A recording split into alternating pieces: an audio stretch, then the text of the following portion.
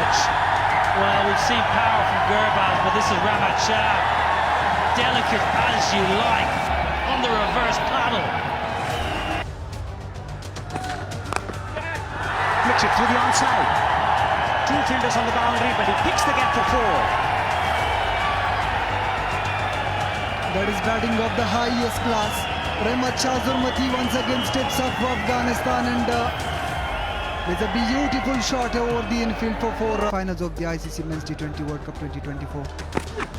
I really love it the way you said it. First ever. Is this one misses everything. Lucky boundary. Sometimes you think, why did it not hit the stump?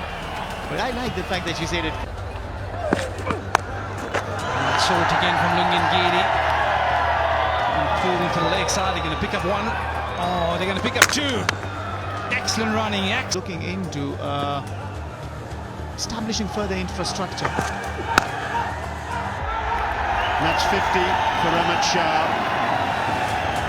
Mr. Consistent for Afghanistan. It's his 29th one-day international 50. And that's to go with